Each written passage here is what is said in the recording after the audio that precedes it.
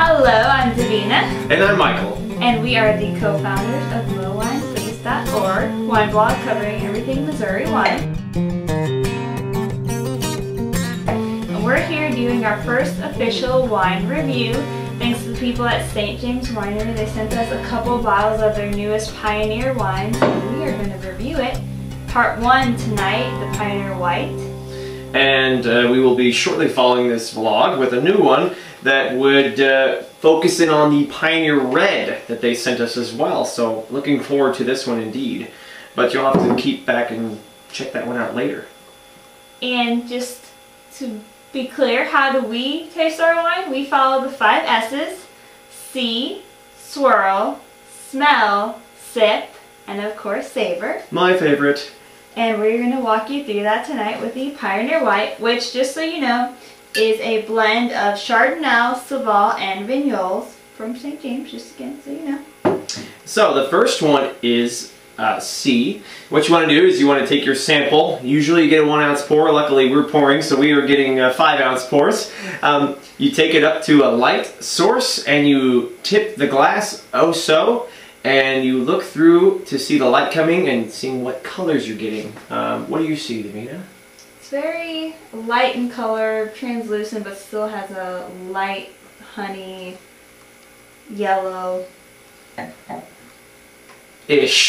color. I see kind of a light honey, a gold, a little bit in there, and it might attribute that to the Chardonnay grape, perhaps. The difference is if you hold up different lights, you're going to get different colors. So you want to just kind of hold up to a neutral like area in the room. What are you going to get out of this? So that's the first step. And now we're going to give it a good swirl.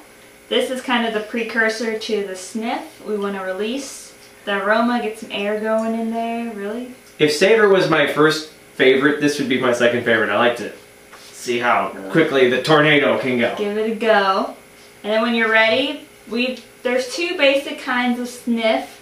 One, you just go full on, just stick your nose really into it, give it a deep breath. And then another one we learned is, below the chin, while swirling, give it just kind of let the aroma come up to your nose. What was that winery? That was White Rose, I believe. Yes, he gave us some good info.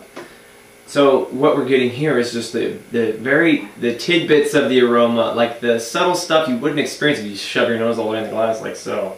And I will say, I smell this and I think Chardonnay, I think oak barrels, I think buttery Chardonnay style wines, but it's also got a little sweetness to it, a little pineapple after. And I'm not a fan of Chardonnays or oakiness, so I wasn't.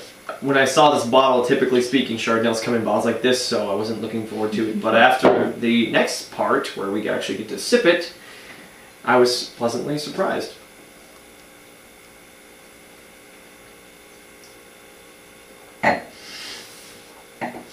We like to. White Rose also gives the hint that when you drink in the wine after you've swirled it, you take in a breath through your nose as you're taking that sip, so you get kind of the mixture of the flavors from the wine, but also the aromas that you've gotten from the wine, and it kind of combines in your mouth, and you get a really nice flavor. You get to experience the explosion of what the wine has to offer. And when you're a professional, you can literally do it at the same time. Yeah, I almost choked just now. So I will say I did taste the oakiness, tasted the Chardonnay grape right out the bat, buttery oak, and then I was pleasantly surprised when the Vignola grapes kind of kicked in there at the end with a sweet, very crisp, clean, mild sweetness that I enjoyed. And the Saval kind of brings it all together. You start with the Chardonnay, this hard, like, oakiness flavor, and then the Saval kind of subtly takes you to the Vignoles sweetness and tartness. It finishes really well, actually. The oakiness doesn't stay with you. When you start with kind of like a Chardonnay, and then you finish with the Vignoles. It would really be nice on a nicer day. Today is almost like 70, and I think I could drink this. Usually I go with a sweeter white on a hot day, but I think this would be something that you could really enjoy on a nice day off. And I will say bubbly wines are my favorite, and I think they should turn this into a sparkling. I think it's got something. Ooh. This is an idea. St. James.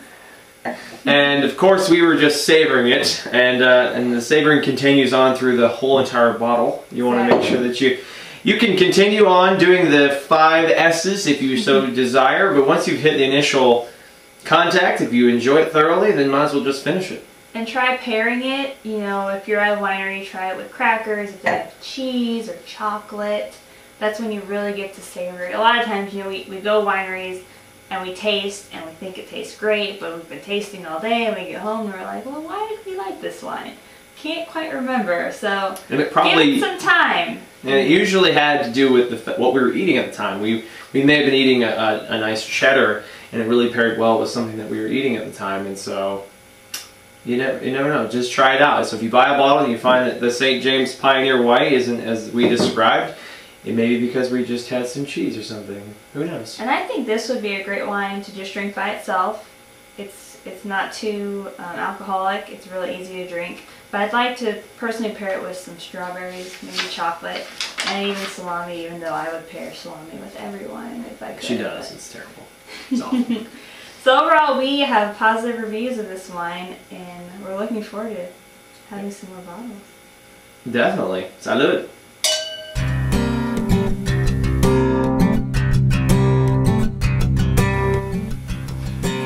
Stay tuned for part 2 of our St. James Pioneer wine review, where we'll get to the red. Which is a mixture of the Norton, the Chamerson, and the, I'm saying this right, Rougeon? Rougeon? All very, very reserved grapes. Mm. Thanks for coming. Adios.